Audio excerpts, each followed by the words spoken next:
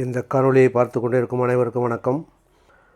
14/10/2025 இன்றைக்கி இந்த மலர் ஹாஸ்பிட்டல் அடையாரில் இருக்குது.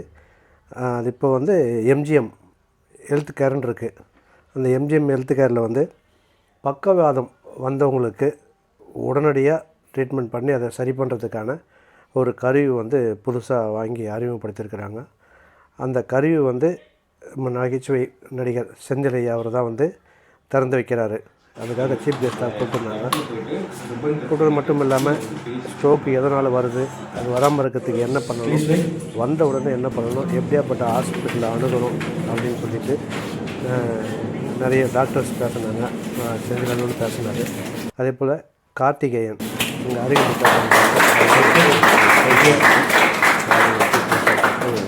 பண்ணாங்க. உண்மையிலே நல்ல விசேஷமாக இருந்தது. இந்த நிகழ்ச்சியில் இதை பேசினவங்களாம் ரொம்ப அருமையாக பேசினாங்க. இது எல்லாருமே ஒரு அவேர்னஸாக எடுத்துக்கிட்டு ஸ்ட்ரோக் வந்ததுனாக்கா என்ன செய்யணும், செய்யக்கூடாது அப்படிங்கிற நிறைய விஷயங்களை தெரிஞ்சக்கூடிய ஒரு விஷயம். அதனால் போயிருந்தோம், நாங்களும் தெரிஞ்சுக்கிட்டோம். உண்மையிலே இது ரொம்ப ஒரு இந்த மிஷின் தான் வந்த உடனே எந்த அளவுக்கு அதை க்யூர் பண்ணுறதுங்கிறதுக்காக ரொம்ப அதிக செலவில் இந்த மிஷினை இங்கே ரெடி பண்ணி வச்சுருக்கிறாங்க. நம்மளே ஒரு நல்ல ஒரு வரவேற்பான ஒரு இதாக இருந்தது. நல்ல விஷயந்தான் பண்ணியிருக்கிறாங்க. இந்த அவேர்னஸை மக்களாகிய நாமளும் தெரிஞ்சுக்கிட்டு என்ன செய்யணும், செய்யக்கூடாது அப்படிங்கிறத நம்ம நடந்துக்கணும். ஏன்னா இது இப்போ நிறைய பேருக்கு வருது. இன்னார்லாம் கிடையாது. இதுக்கு முன்னாடிலாம் தாத்தா பாட்டிக்கு வந்த மாரிலாம் இருந்தது. இப்போலாம் அப்படி கிடையாது. எந்த பழக்கமும் இல்லாதவங்களுக்கு வருது, இருக்கிறவங்களுக்கும் வருது. வந்தால் என்ன செய்யணும், எப்படி பாதுகாக்கணும் அப்படின்னு சொல்லிட்டு இந்த டாக்டர்ஸ் ரொம்ப அழகாக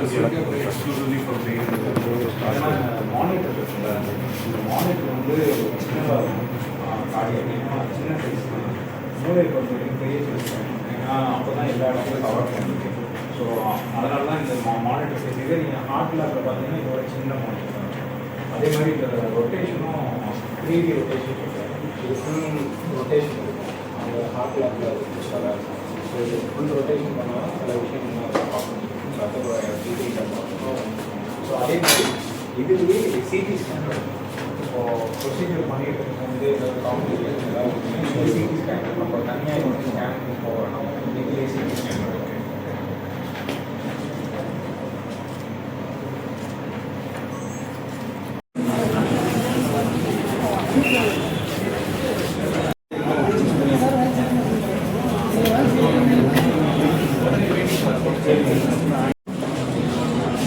Good afternoon, ladies and gentlemen. A very warm welcome to dear members of the media, respected doctors and fellow colleagues. Today we gather here to observe the World Stroke Day. This year's theme is Every Minute Counts. Today we aim to raise awareness about the critical importance of timely intervention in stroke management and the role of rapid stroke response team in saving lives. I now invite Dr. Sendilnathan sir, our senior consultant neurologist, to deliver the welcome message.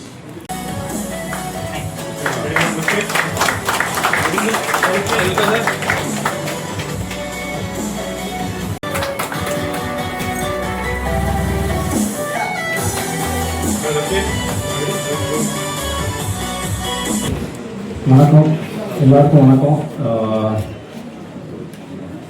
இங்கே செந்தில் வணக்கம், brother Avadiyappan, அன்னபான் director Senthil, எல்லாருக்கும் பயங்கர medical terms பேசி இப்போ ஸ்ட்ரோக்குனா என்ன, stroke is neurological disorder அப்படின்னு சொல்லி ஒரு 10 நிமிஷத்தில் பேசிட்டு குழப்பம் இல்லை.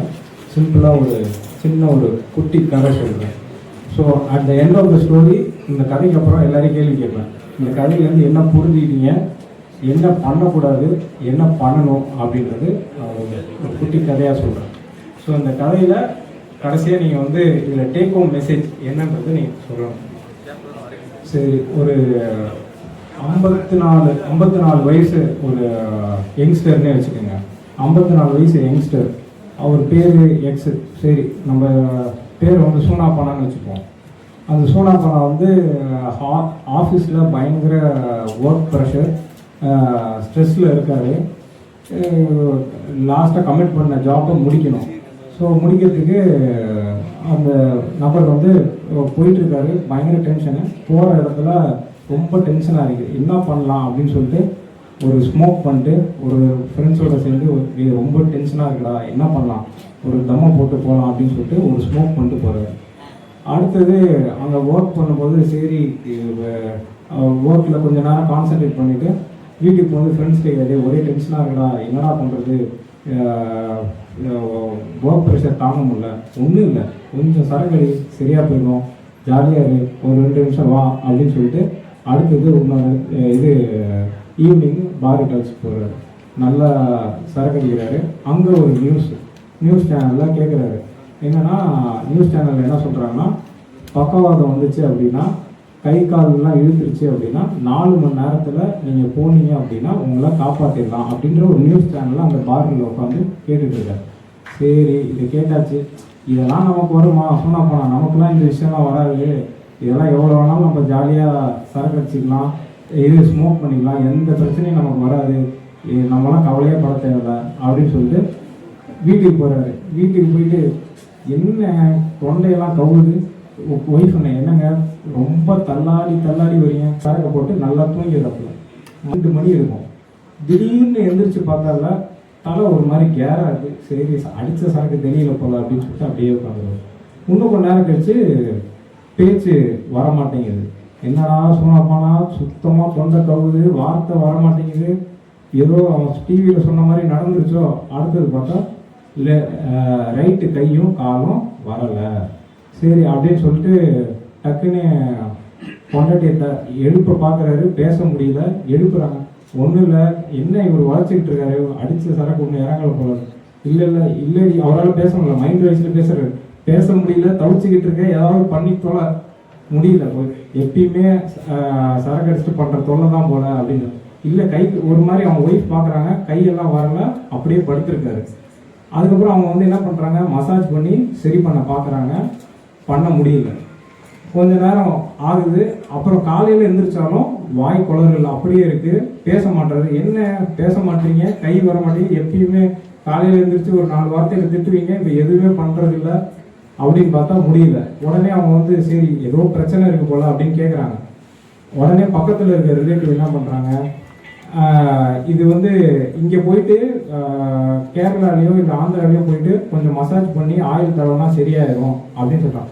அந்த சூனாப்பானா நேற்று தாண்டா டிவியில் பார்த்தேன், 4 மணி நேரத்தில் போனால் மருந்து கொடுப்பாங்க, இவனுங்க என்னடா என்னை கண்டிப்பாக ஏதாவது பண்ணிடுவாங்க போலன்னா.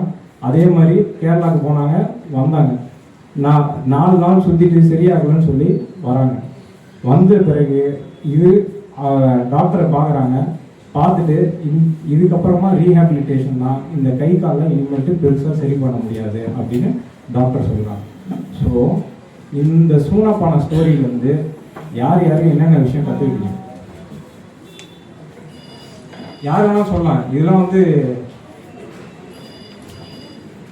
என்னென்ன சொல்லுங்கள் சார். பேச முடியல, வரல. ஓகே, அப்புறம் 4 மணி நேரத்தில் அவங்களால வந்து ட்ரீட்மெண்ட். ஓகே, வேறு யாராவது? கோல்டன் ஹவரை மிஸ் பண்ணுறாரு. அடுத்தது கை கால், அதுக்கப்புறம் அந்த ரீஹாபிலிட்டேஷன் தான் நார்மலான இது இல்லாமல். கரெக்ட். இப்போது இதில் ஒரு ஜிஸ்டான இன்ஃபர்மேஷன் என்னென்னா, இது பெரும்பாலும் எல்லாரும் யோசிக்கக்கூடிய ஒரு யங்ஸ்டர்லேருந்து வயசான வரைக்கும் என்னென்னா, எனக்கு எந்த வியாதியும் வந்துடாது, நம்ம என்ன வேணாலும் எப்படி வேணாலும் நம்ம பாடியை அப்யூஸ் பண்ணலாம், எப்படி வேணாலும் வாழ்ந்துடலாம் அப்படின்ற ஒரு தவறான உதாரணம்.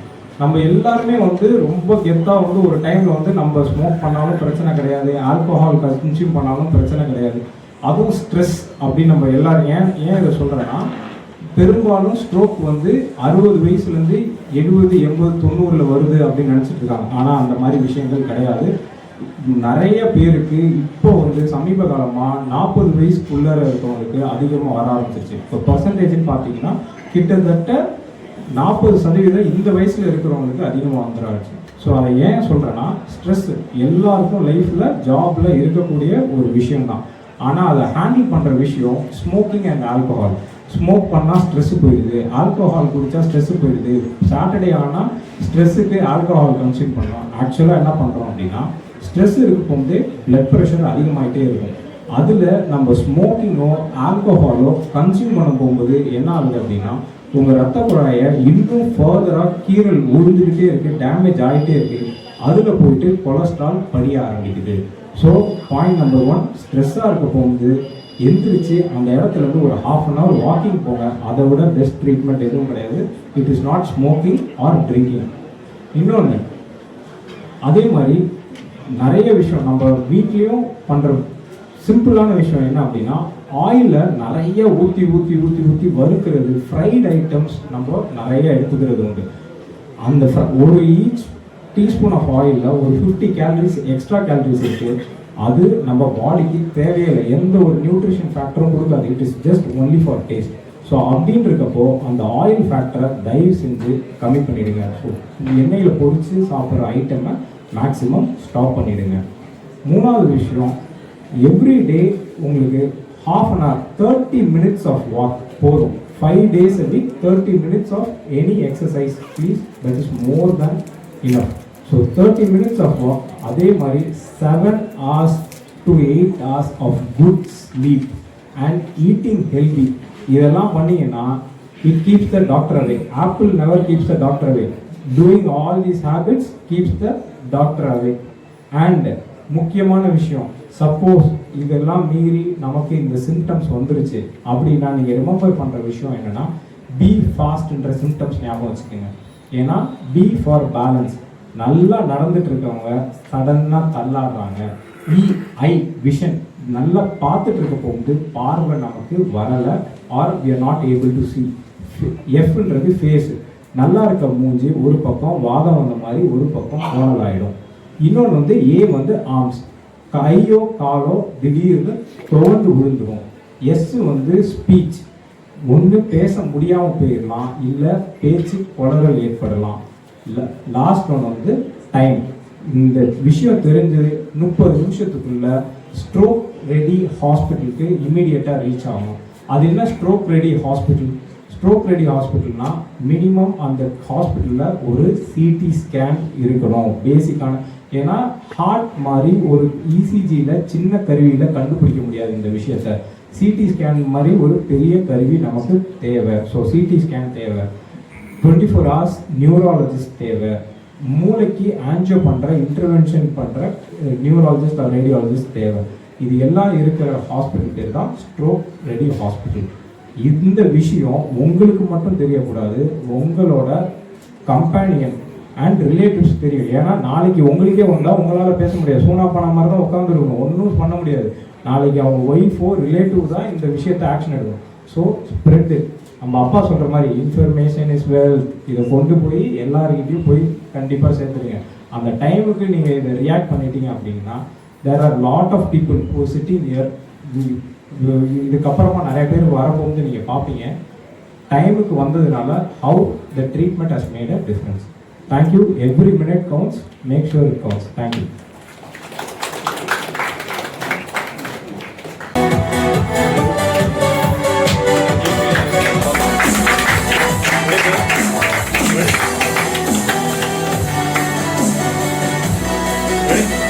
ஸ்ட்ரோக் இல்லை சார், நமக்கு இன்னைக்கு கேட்க முடியாது இல்லை சார். காலகாலமாக இருக்குது. நம்ம தாத்தா, தாத்தா, அவங்க தாத்தா எல்லாருக்குமே ஸ்ட்ரோக் வரலாம் கேள்விப்பட்டிருக்கோம். பட் இது காலகாலமாக இருக்கிற நோயாக இருந்தாலும் இன்னைக்கு அந்த நோயை நம்ம எப்படி பண்ணுறது, ரெண்டும் கம்பைண்டாக நம்ம ஹைப்ரிட் எண்டோவாஸ்குலர் நியூரோ சர்ஜரி சொல்லுவோம். சரிங்களா? So a person or a hospital that treats stroke, இந்த ஸ்ட்ரோக் ஏற்பட்டவங்களுக்கு ஹாஸ்பிட்டலில் வந்து ஏஞ்சியோ மூலியமாகவும் ட்ரீட் பண்ண முடியும், சர்ஜரி மூலியமாகவும் ட்ரீட் பண்ண முடியும்னா we call that center a hybrid neuro interventional or neurosurgical center. Our MGM Malad Adyar is a hybrid neurosurgical center. So we can treat strokes here both by brain angio and by surgery. So thanks to the media once again. I don't want to take much of a time, நிறைய பேர் பேசுறது இருக்கு. So thanks to the management for the opportunity. It's a great step from them to increase stroke awareness. Once again எத்தனை வாட்டி எங்கள் chief கெஸ்ட்டுக்கு thanks சொன்னாலும் பட்டாது sir, சொல்கிறவங்க சொன்னால் தான் சார் கேட்பாங்க. So anyhow, thanks to the media. உங்கள் கவரேஜ்னால வந்து இந்த ஸ்ட்ரோக் இந்த விழிப்புணர்வு வந்து நிறைய பேர் சேரும் நம்புகிறோம். Once again thanks to everybody. Thank you. Thank you and good afternoon sir. So எனக்கு வந்து ஒரு ஆர்த்தோபெடிஷன் அவர் என்கிட்ட சொன்னார். 2001 முன்னாடி வரைக்கும் இந்தியாவில் வந்து நீ டிரான்ஸ்பிளான்ட்டே இல்லை. ஸோ 2001 வாஜ்பாய் சார் வந்து நீ டிரான்ஸ்பிளான்ட் பண்ண அப்புறம் தான் வந்து அதோட ட்ரீட்மெண்ட்டே வந்து மக்கள் வந்து பிக்கப் பண்ணுறது importance of celebrities. So 2008 world stroke day team என்ன இருந்துச்சுன்னா 1 in 6 person, அதாவது ஒரு 6 பேரில் ஒருத்தருக்கு வந்து they have lifetime risk of stroke. 1 in 6 2008. இப்போ 2018 டீம் ஜஸ்ட் ஒரு ஃபியூ இயர்ஸ் பேக் என்ன சொல்கிறாங்கன்னா 1 in 4. ஸோ 4ல் ஒருத்தருக்கு வந்து ஸ்ட்ரோக் கண்டிப்பாக வந்து they have lifetime risk of stroke. So இப்போ ஒரு நியூக்ளியர் ஃபேமிலி இருந்துச்சுன்னா அந்த ஃபேமிலியில் 4 பேர் இருந்தாங்கன்னா அதில் ஒருத்தருக்கு ஸ்ட்ரோக் கண்டிப்பாக வந்துடும். So now there is new trend called dual income, no kids, not even a nuclear family. So அப்படி இருந்தாலுமே stroke has caught up with modernity. So வந்து now I think in decade or so 1 in 2 or 1 in 3 will get stroke. So that is the scenario. ஏன் இது நடக்குதுன்னா வந்து stroke வரும் because of lifestyle modification, pollution, ageing, prolong survival, இதனால அந்த ஸ்ட்ரோக்கோட incidence வந்து அதிகமாகிட்டே தான் வரும். So how to prevent or even reverse some effects of stroke, அதுக்கு வந்து நம்ம இந்த நியூரோ இன்டர்வென்ஷன் நியூராலஜி இந்த ஃபீல்டை வந்து நம்ம மக்களுக்கு கொண்டு போகணும். So awareness is the big issue. So sir சொன்ன மாதிரி 1% ஆஃப் ஸ்ட்ரோக் பேஷண்ட் தான் வந்து இந்த ட்ரீட்மெண்ட்டுக்கு வந்து சேர்ந்தடைகிறாங்க. த்ராம்பெக்டைம்னா ஏதாவது அடைப்பு இருந்தால் உள்ள ரத்த குழாய் வழியாக ஒரு வயரையோ ஒரு ஃபிஷிங் நெட்டு மாதிரி இருக்கும், அது உள்ளே போய்ட்டு அந்த கிளாட் எடுத்துக்கணும் அந்த ரத்தம் வந்து ஃப்ளோ வந்து எஸ்டாப்ளிஷ் ஆகிடும். ஸோ ஸ்ட்ரோக் வந்து நம்ம ரிவர்ஸ் பண்ணணும்.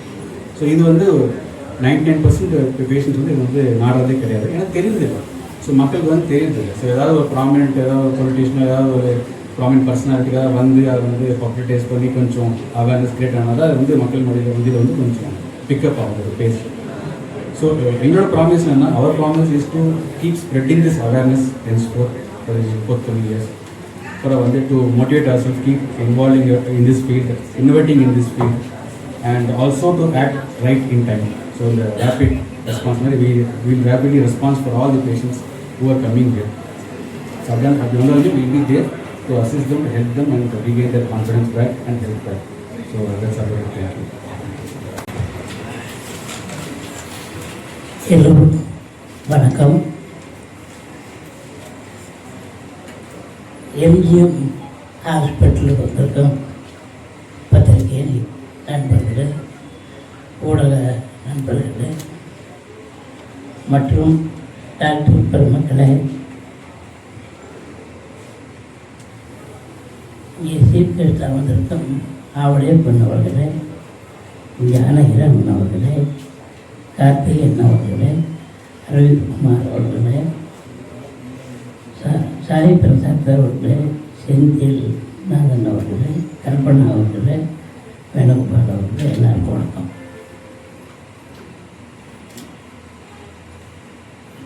ஹாஸ்பிட்டலுக்கு வந்து பேசுகிறது இதுதான் ஃபர்ஸ்ட் டைம். எனக்கு அவ்வளோ பேச தெரியாது, இருந்தாலும் பேசுகிறேன். கார்த்திகேயன் அவருக்கு வந்து அவருடைய பேசுகிறது தான் நாங்கள் இந்த சூனா பணம் அங்கே சொன்னார்ல, அதில் பாதி சூனா பணம் நான் கதை கேட்டிங்களா? அந்த மாதிரி எங்கள் ஊரில் ஒரு கிராமத்தில் எனக்கு ஸ்ட்ரோக் வந்து போச்சு. வந்து தைரியமாக இருந்தேன், இருந்து எங்கேயும் போகலை. மறுநாள் இவர் சொன்ன மாதிரி பேச்சு இதுன்னா ஒரு மாதிரியாக இருந்தது. அப்போ ஒரு டாக்டர்கிட்ட போனேன்.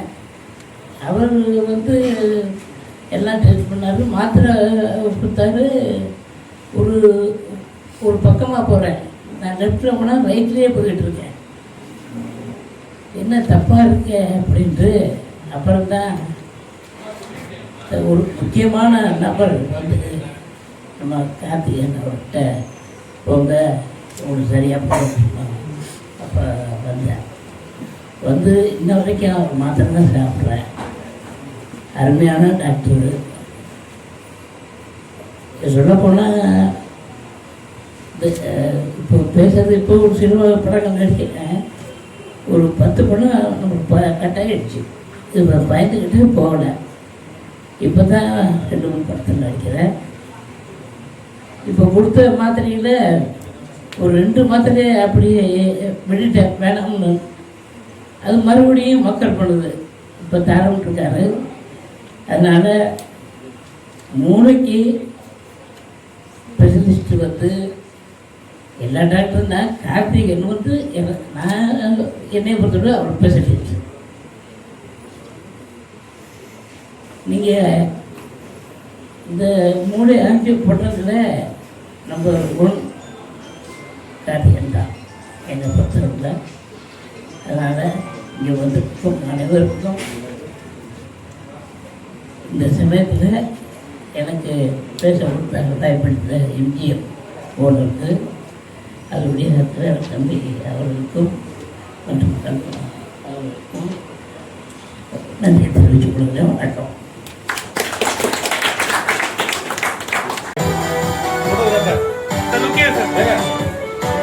கொடுங்க மேடம்.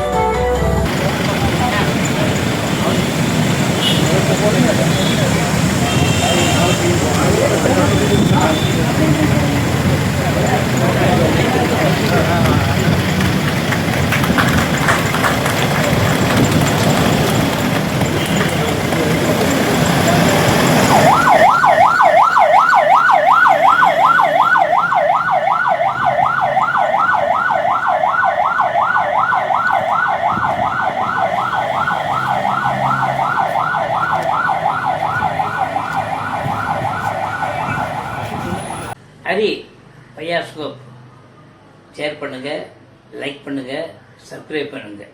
ஓகே.